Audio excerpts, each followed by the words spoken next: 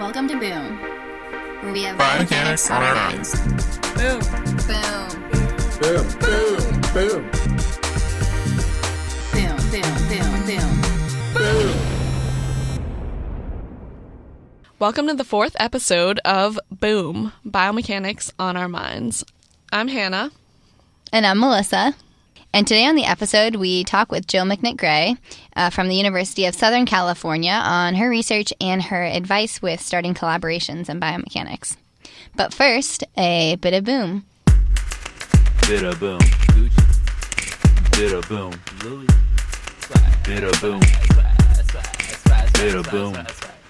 In our episode with Jill McNitt-Gray, she talks about their research on the triple jump. So Hannah and I thought that we would share a little bit of sports biomechanics and how it relates to some Olympic events. And an article in the conversation reports the triple jump as having the highest measured force on a human limb during intentional activity. And the triple jump is composed of the step, hop, and the jump. And it's been shown that between the step and the hop, athletes can exert a force on the ground that is 22 times their body weight. So this is about 1.7 tons of force just on one leg. And because of this, the bones of triple jump athletes are thicker and denser than the average person. They need to adapt to these forces. And there's also been computer simulations to study the arm swings of triple jumpers, which have been really interesting because previously the arm swings have been asymmetrical, so kind of how your arms move when you're running or walking. But recently in men's triple jump, symmetrical swing has become more popular, and so this is when both of the arms move together, and it's thought that this gives the athlete more time on the ground to generate power. But it hasn't become as popular in women's triple jump yet. Currently, the world record for triple jump was set at the 1968 Olympics at 8.9 meters. Whoa. How many feet is that for my U.S.? About 29 feet for you English Thank folk you. out there. Me no speak metric. Well, 1968 was a long time ago, but we just had a recent Olympics in the winter, and one of my favorite events to watch is the figure skating. And there's a lot of cool biomechanics going on in figure skating. And actually, recently, there's been a lot of news about Tonya Harding because that experience has been resurrected with the Tonya Harding movie. And in case you didn't know, she was the first American woman to land the triple axel at the 1991 U.S. Figure Skating Championships in Minneapolis, Minnesota. And she then went on to compete for the U.S. in the 1992 Winter Olympics in France, where she actually placed fourth. But the triple axel was a huge deal. An axel is just a forward edge jump where the skater lands backward on the opposite foot. And the cool biomechanics that go on there have been studied by a professor at Ithaca College in New York, Professor Deborah King, who has spent her career looking at the biomechanics of ice skating jumps, and she's tried to figure out some factors that are key to nailing this difficult triple axel. So by studying skaters' jump height, takeoff angle, takeoff velocity, and rotational velocity from lots of videos of different figure skaters, Professor King found that among all these different skaters, all skaters were increasing their number of revolutions or turns in the air by increasing their rotational velocity, not by increasing their jump height or time in the air. So you actually don't have to jump any higher or spend more time in the air to do a triple axel. You just have to spin faster. That's pretty interesting because I feel like if I was thinking about how to spin more times in the air, I would think that I would need more time. But it's interesting that they don't actually jump any higher.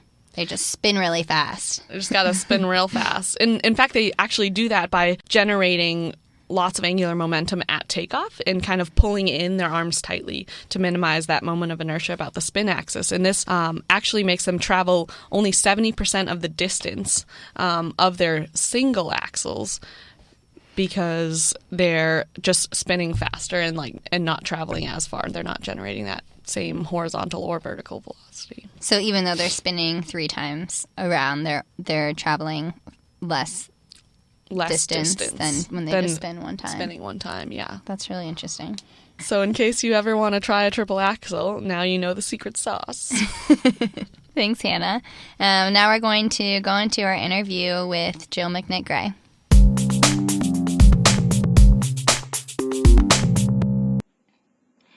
Today we're talking with Joe McNitt-Gray, the director of the Biomechanics Research Laboratory and professor at the University of Southern California. Thanks for talking with us, Joe. What does your lab study at the University of Southern California? So in my lab, we study the controlled dynamics of human movement, often during physically demanding activities where there's large forces that the individual needs to create or control to do whatever it is that they want to do. And we use both experimental work in the lab and in the field, as well as multi-link dynamic models to ask those kind of questions that we find difficult to answer experimentally. Okay, and is it usually healthy people that you study? Yeah, so a lot of what we're trying to focus on is how to have an effective interaction with the environment. And so whether this is like a foot first landing and say a takeoff of a long jump, or triple jump, perhaps it's a landing of a volleyball block, or it's just everyday locomotion. To be effective doing what you want to do, it really requires this effective interaction with the ground to generate the forces you need to move. And we've done this in whole body movement in different sports applications, but also have done this kind of work with individuals, say with spinal cord injury, who are interfacing with this manual wheelchair and trying to generate those reaction forces at the hand rim. Both of these scenarios require understanding of how they prepare for that contact, interact with the ground or the hand rim during contact, and then also pay attention to what happens from an energetics or repetitive loading point of view, so they can do what they need to do, but also not wear out the system in the process. Right, so do you do any different system designs to find the most effective way? Yeah, so we're always looking to figure out how to improve performance and mitigate the risk of injury, right? So it's always this balancing act. Force is your friend, right? So it causes your motion, but yet forces if too high and experienced repetitively might break down tissues, which might end up with negative consequences. So you got to get it just right. And so part of it is understanding that you're going to have this interaction with the ground or the hand rim, but there's more than one way to get the job done. And we see this often even with our elite athletes. There might be one or two strategic ways to get the reaction forces they need to do the task that they want to do. For example, we did some work years ago with the USA national diving team. And what's really nice about looking at dives is that they do one of everything. They translate forward, rotate forward. They translate forward, rotate backwards. They translate backwards, rotate backwards, and they also translate backwards and rotate forward. So you've got a very nice set of experiments. But one of the things we learned is that if they want to jump high and rotate, they're going to have to redirect that reaction force in such a way that they get the translation and the rotation on each of these dives. Right. And if you were looking to see how they accomplish it, these are like our top national divers, we may find there's one or two ways to get that done. And so there may not be just one solution, right? Now, one provides more consistent performance or allows you to do more rotations. Those are things still under exploration. But oftentimes we're not really sure what they're optimizing, and there may be more than one thing that's being optimized. Right. So we try to first appreciate what it is that they're doing that's working for them, and then figure out how we might be able to get more of what they might need, especially if they're trying to do more difficult maneuvers. Right. How difficult is it to try to get them to change how they're performing? Well, part of it is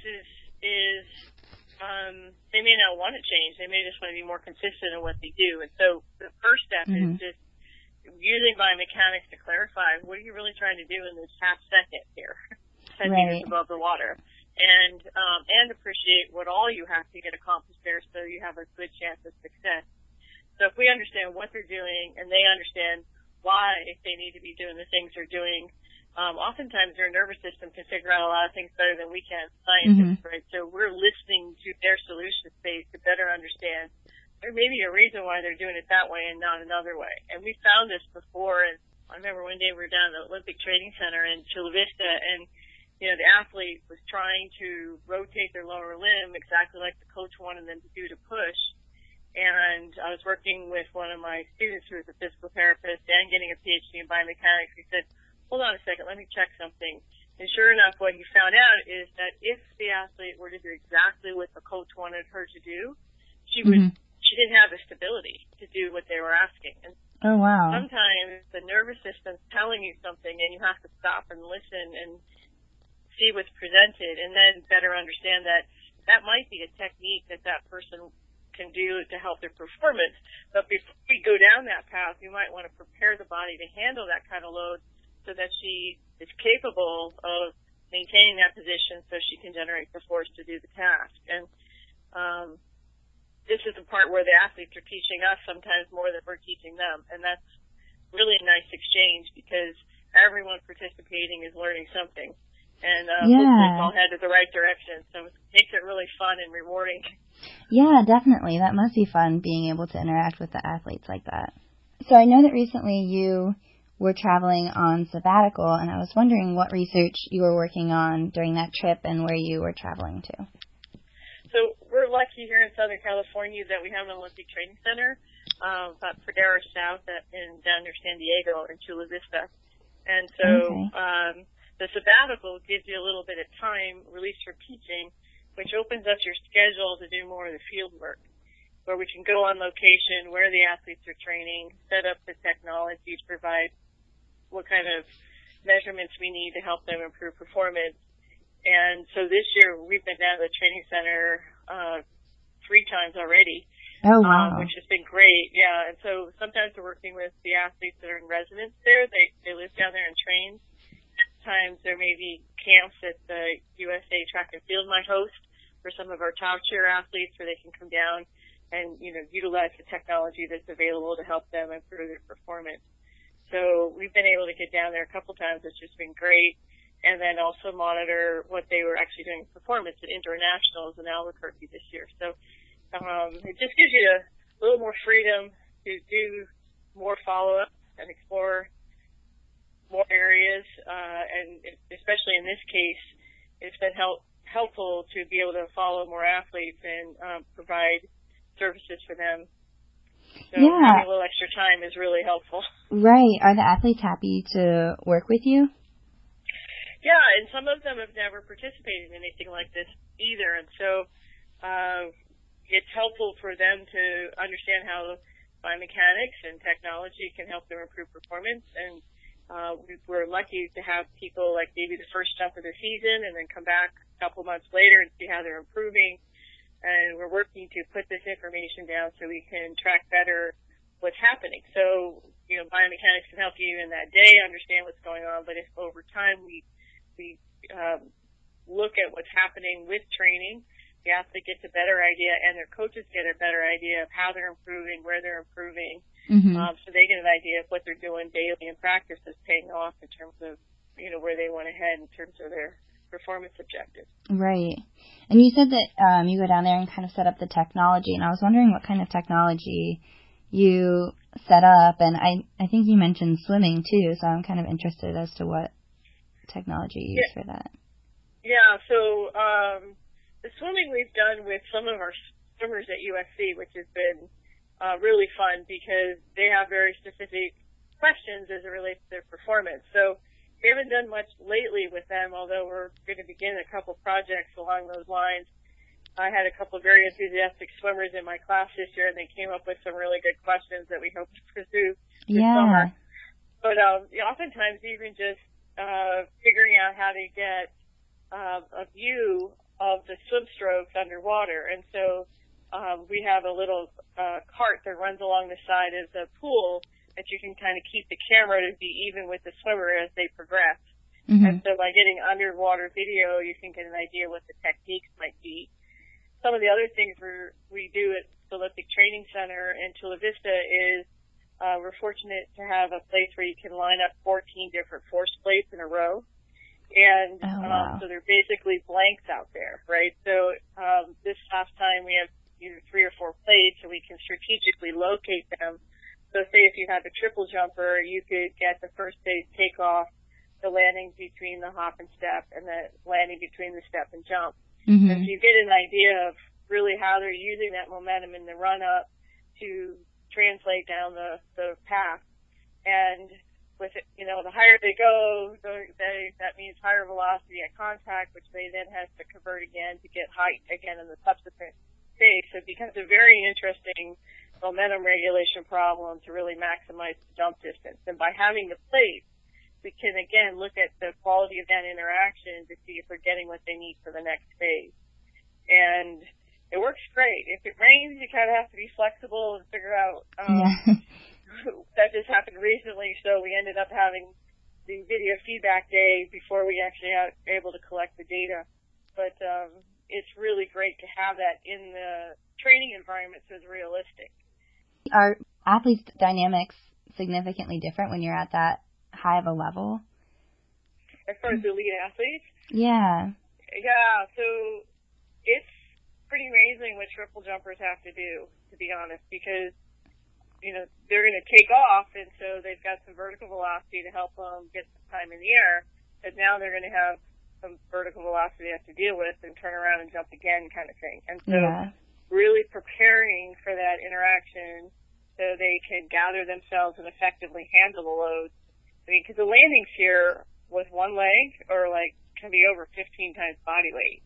Oh, wow. So if you do not have the capabilities to control that kind of load coming back at you, it's going to be very difficult for you to not cave in, basically, somewhere, right? So you have to resist that and still jump again. So not only do you have to have the momentum coming in, but you are also in the business of trying to generate momentum going out. And so you need to really time and interact with the ground effectively so you're getting what you need with every contact with the ground, right? Because, you know, anytime you contact the ground, it's an opportunity, right, to speed up or slow down or maintain your speed. And you want to make the most of it, you know, in the course of this particular event.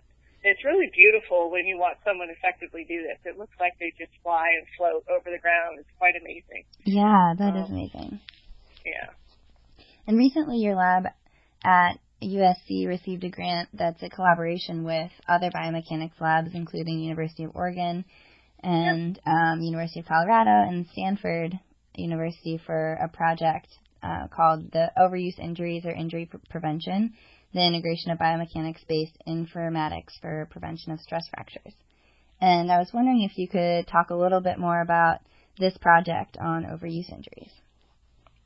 Yeah, so we're really interested in seeing if we can help coaches figure out how to prevent stress fractures, which is very common, especially when you want to transition out of a high school environment and move into a college environment. And we're very fortunate that the Pac-12 conference has used some of the resources from their conference football game to support research in the area of health and well-being with a focus on their student athletes. And as a biomechanist from 4 different universities, we're really interested in how we might be able to use wearable technology like IMU Sensors to see if we're able to monitor the interaction between the runner and the ground during running, right, during the course of the season, and see if this kind of information is sufficient to really identify runners who might be at the highest risk of developing stress fracture. And we're at a stage where this technology is emerging, but we need to see if it's going to be sufficient for detecting these kinds of things. And so we've been very fortunate to work with the local coaches, and the athletes are very excited about participating and seeing if this can help them, you know, make better decisions in terms of training dose, preventing injuries, getting an idea how well individual athletes may recover after certain kind of runs and things like that, all of which should help try to get the balance between repetitive loading and positive responses, both on the physiological side and the biomechanics side. Right. And so when you're using IMU sensors to capture this, how many sensors do you typically need? And do you think that these sensors, I guess you'll have to determine if they will be able to give you useful data. Right, and that's the challenge, right? And so we're at a stage right now where we're exploring their use and the configuration and where to put it and what each of the sensors will tell us about the different aspects of the interaction, right? So if you have something around your waist, you're going to get more of a whole body effect, but if you have something around the ankles, you're going to get something more local. And so this is the fun part, is actually working with people from each of our four institutions, and also we're working with Stephen Kane at University of Michigan, who's on our advisory board. And it's really great fun. We all met up in Oregon actually recently to go through some of the methods that we've been using and really get into the nitty-gritty about, you know, how are we actually going to process this? How are we going to validate that what we're measuring is what we think we're going to measure? How is this actually relevant to the quality of the interaction? And how might this eventually be related to, you know, prospectively identifying stress fracture? And it's really cool because all the labs have different experiences, have different methods. Everyone's sharing. Some people are working on how to communicate the results and connect this data to what the people in sports medicine might be interested in. Others are into the MATLAB code to try to figure out how you get the synchronizations right. And also ultimately is, you know, getting the procedure so it can be easily implemented really at any college in the country. Because the idea here is if we can get it to work at four institutions, we get a lot of with the existing technology that might exist at each center, then this, if we find that it works, then this might be really helpful across the country and something we can share at conferences. And so it's a really exciting time to figure out how we all can work together and see if this kind of approach can help our student athletes. Yeah, that is really exciting. 4 labs seems like a lot of labs to be, or 5 labs, I guess. Seems like a lot of labs to be collaborating with, and I was just wondering how that came about, how the 5 labs decided to come together for this project. Well, I think each of the, well, it first started with some discussion at a international sports, I forget exactly what it was called, but up in Oregon, they hosted a conference to see how biomechanics can actually improve performance and be applied in the sports arena. A lot of things were covered, and one of the things that emerged is, well, you know, if we look at what some of the major issues are in the collegiate environment, stress fractures came about as one that might be something we could do with each of the 4 schools. And we also recognize that each school may have different equipment. For example, we have overground running set up where we can run across force plates. Others may have force plates embedded in a treadmill, right? And others may have a different setup, right? And so if you don't have exactly the same technology, do you still have a way of figuring out, you know, what you're actually measuring with your sensors? How is that related to ground reaction forces, which has been helpful in terms of understanding load exposure? And can we connect those two, especially then if you didn't have any of this and you just had sensors and you were going for a run, would you be able to pick up enough information from just the wearable sensors without the force plate? And so by combining all these things together and recognizing that different places have different resources, we really can give it a good workout to see if this would actually work. And so by getting some brave souls to bring their labs together and give this a go, I think everyone's really enjoying the interaction, even though it might be a little daunting to begin with. But we've had great communication. We talk every other week as a group. We talk through the good stuff, the bad stuff, and really try to work together to solve the challenges. And it's really exciting when it all comes together and we're able to get data. And then the other part that's on the back end is really taking advantage of databases and data analytics where you're able to de-identify the data and put it in a database. So now instead of having maybe 4 stress fractures at one institution, you're able to bring that data together using similar methods into one location, and that may help us identify factors that we couldn't do if we were just doing it by ourselves. Right. So we have found it to be really exciting and fun, and we're all learning so much that it's been a really great experience. And I suppose you have to be up for this kind of thing, but I think we're really hoping that we see some of this activity occur in some of the other conferences across the country. And with Stephen Kane helping us from University of Michigan, we might see some of that there. We've already been talking to Ron Zernicke there and his group, and so we're hopeful that this can happen at a greater extent across the country. Yeah, absolutely. So I feel like organization has to be very important, and communication, I'm sure, is especially important between all the universities. And how do you kind of manage the contributions of each group or researcher? Well, I think everyone, it's kind of natural selection a little bit, right? So everyone may have, if someone's really good at coding, they may take up that and say, I can do that pretty quickly. Other people might be more interested in how you represent the data so it's meaningful. Others are very well aware that embedding sports science into athletic departments and athletic administration can be difficult because people are concerned about participation time of student athletes in research, and want to be sure that that's done in a very respectful way, that really being embedded into practice without taking much time. It literally takes less than a minute to strap on sensors and go for a run. So I think we've managed to find a way to collect the data and not get in the way of what's already happening out there. But as people have different experiences and different perspectives, everyone's just pitching in, and we have a very clear understanding of what it is we need to get done, and it's just coming together really nicely. People are stepping up. We have Google Docs sharing going on where code is being uploaded. People are testing it locally.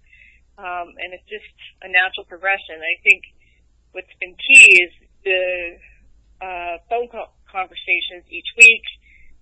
There's a lot of openness and sharing of code, sharing of approaches, a lot of listening going on, and learning from each other. And I think that just speaks to the strength of what we've been able to put together even in the first year. So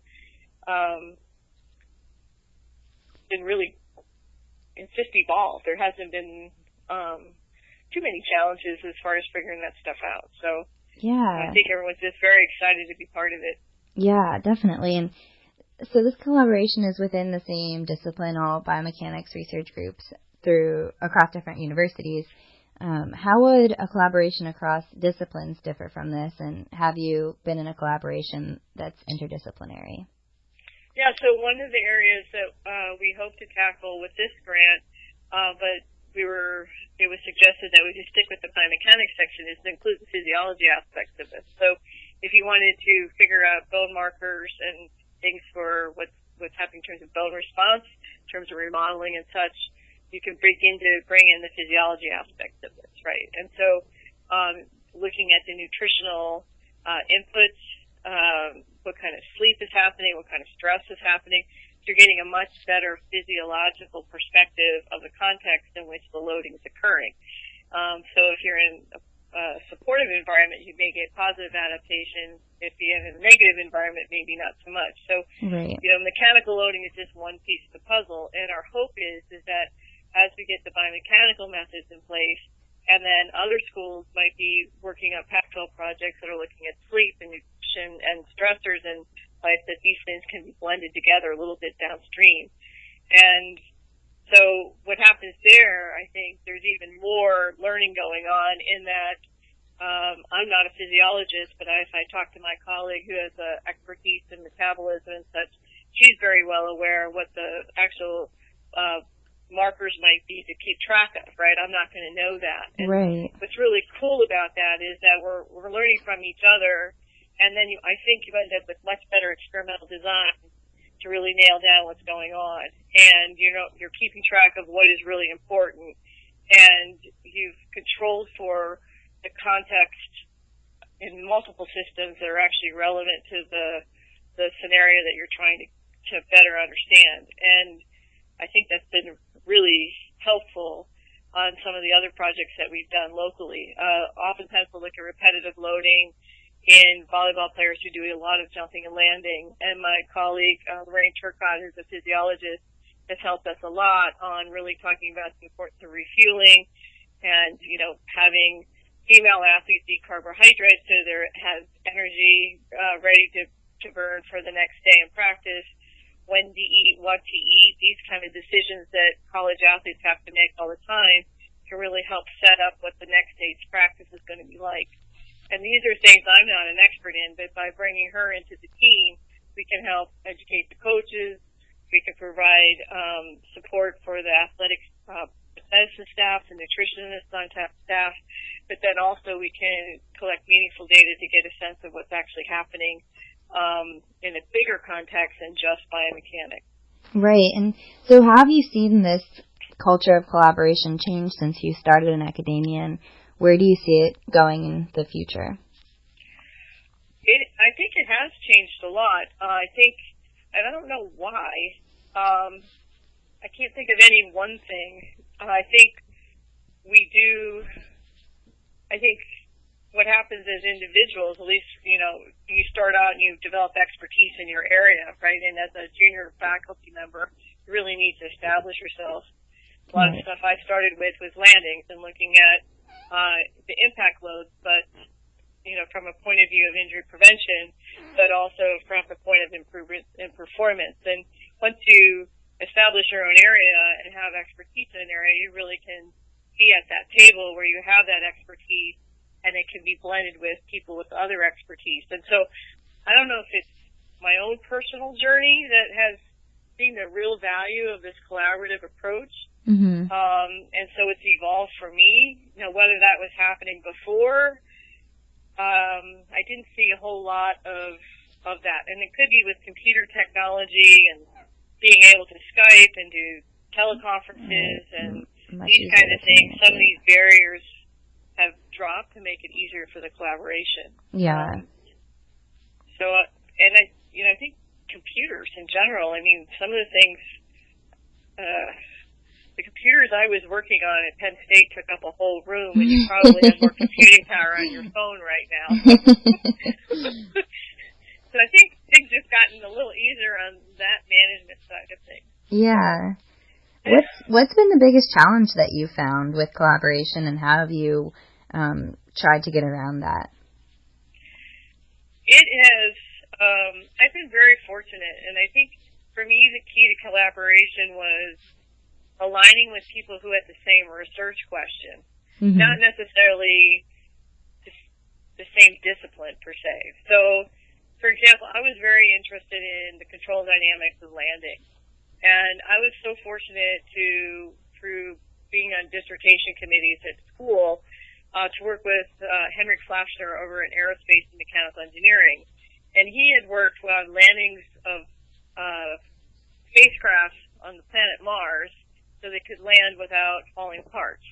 And so he was working with JPL, Jet Propulsion Lab in Pasadena, to figure out how do you get the spaceship to land without falling apart. And here I am looking at athletes trying to land without falling apart, and we had the same research question. Yeah. So what was fun for me is he was a former athlete, and so he had great appreciation for what athletes have to do. And we ended up with this wonderful collaboration where we were able to look at, really use the dynamic modeling to ask those questions that we couldn't ask an athlete to do. We couldn't ask them to land at a higher height than they expected and see what happened. The loads are too high. So by modeling the control, neuromuscular control prior to contact, during impact, and post-impact, we can begin through dynamic modeling to say, well, what if? So if I have this actual control logic that's based on experimental work, and you've got something unexpected, dynamically, what would then happen? And so some of the challenges have been to get the experimental data. All those measurements that we make have error in them, and we need to recognize that, the sum of the forces actually do have to equal MA, and for these equations to work, right? And so they're there on the experimental side and how we model the human, as well as there might be assumptions in the modeling side because we can't model everything. And so you've learned a lot about both sides of that equation, and by doing it together and having the experimental work done to support the dynamic model, we can now ask questions that we couldn't do experimentally. And that gives us a better understanding of what's going on, what actually matters, and then that allows us to actually do better experiments. We're asking better questions when we go back. And so this has been a very wonderful collaboration. But the key, I think, is there's respect on both sides for what each brings to the table. There's a common interest in the question, so everything lines up. And, you're bringing two different approaches, so you're learning from each other, and when they're making decisions about how to represent the human body, how many links do you need, we have some experimental data that allows them to test to see, 7 links might be enough for this kind of question. Right. And this then allows them to proceed and go forward. And so it's been great, but I think the key part is having the same research question. I've tried to do other things with other people, and if the research questions aren't quite the same, you're really trying to work together, but you're really going 2 different directions. Yeah. So it doesn't align as well. And so you just have to be aware of that. It's not like you wouldn't work well together as people. It's just maybe the efforts wouldn't be along the same lines, and so the experiment that you choose to do or the model simulation work that you may not be quite aligned so that you can actually get where you want to go together. So that's where I've found it to work the best. Great. And how would you suggest approaching someone about a collaboration? Like if I saw someone at a conference presenting a study that I thought it would be really great to collaborate with them, how would you kind of approach that situation? Yeah, so I think it's, you're probably aware of people doing like research, so you're seeing them do their research, but it's nice to go to conferences outside your field. So, or it's really nice, like sometimes at our IASB and ISB meetings, we'll have people from other professional societies give keynote speakers and things, and all of a sudden you now see, oh wow, some of their techniques that they're doing over there actually is pretty relevant. And oftentimes, again, it's through the research question. So you wouldn't be just reading control dynamics within biomechanics, but if you just looked at multi-control literature and, neuromuscular control or some of the neuroscience labs, all of a sudden you might be finding, again, we're asking the same question, but we're doing it a little bit different way. That seems like we might be able to help each other kind of thing. And so, again, I'd be through the research question, reading the literature, talking to people.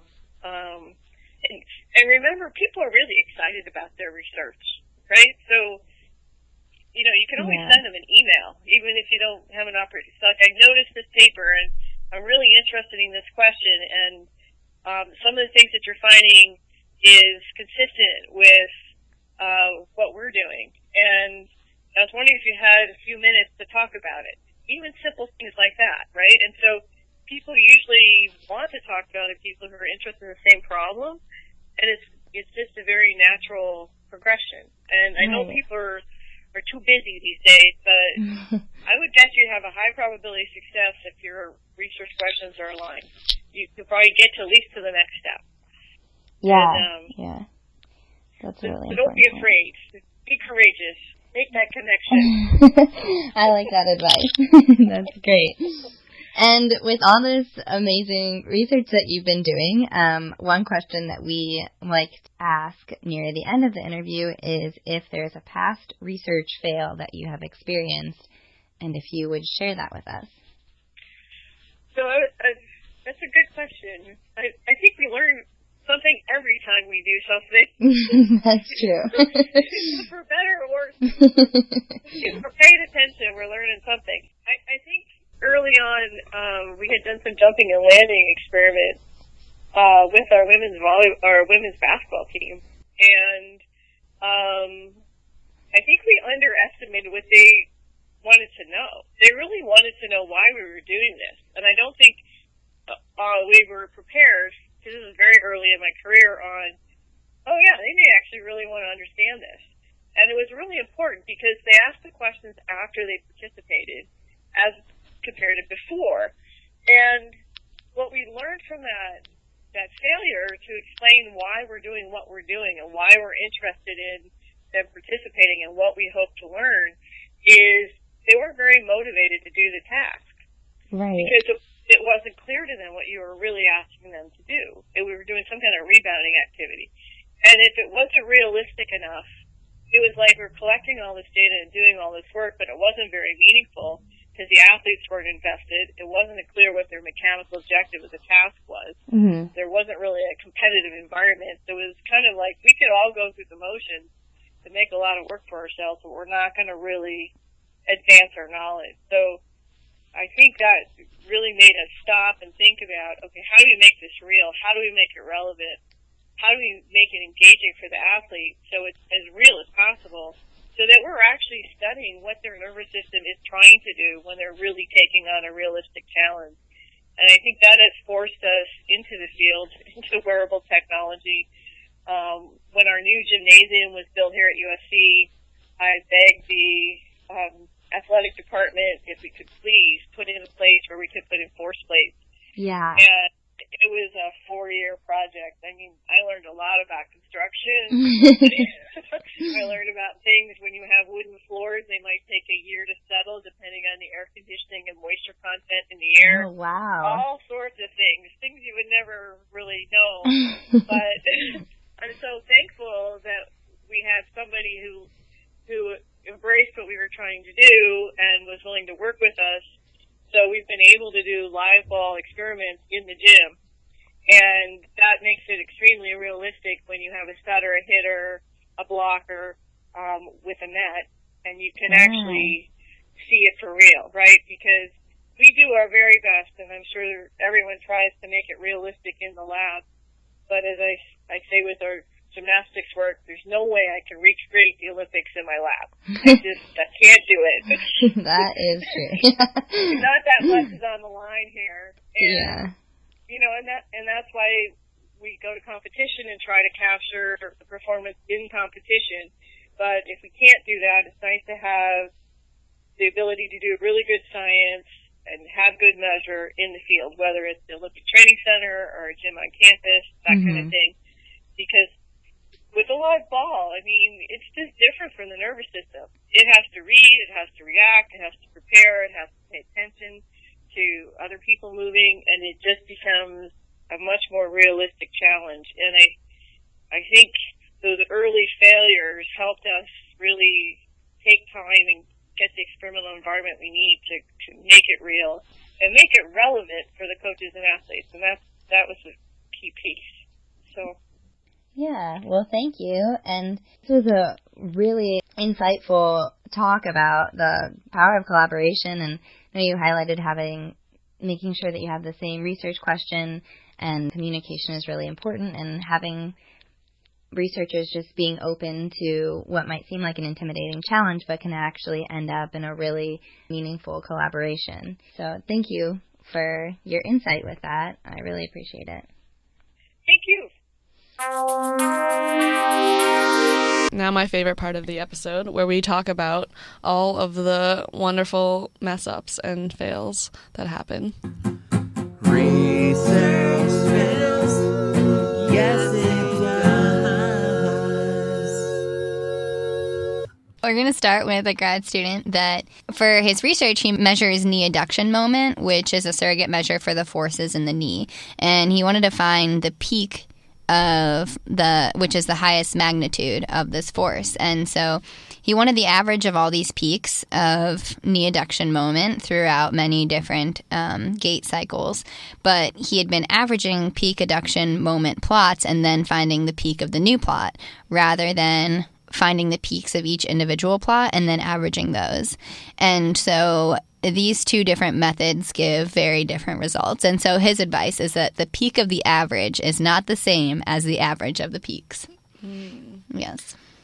Actually, my friend just did a very similar thing, because she found out that the average of the differences between two individual plots is different than the difference of the averages of all those plots. So very yeah, similar exactly. idea. Really similar. Good thing to note. And we have another fail from someone doing some wet bench research, and he says that he once ruined $2,000 worth of DNA by putting it in acid instead of water. Oh, no. So it ruined all of the DNA by putting all it in of the it. DNA, all that expensive DNA. Oh, yikes. So if you're ever looking for more inspiration about other people's research fails, we've actually found a couple different sources online, and we're just reading through some. And one that we thought was pretty funny was about someone doing mouse breeding, and they had a really important breeding experiment to do. And after a couple weeks of no pregnancy, they realized that they had actually put two females in a cage together. Yeah, breeding doesn't work that way, apparently. Things to note. At least not for mice.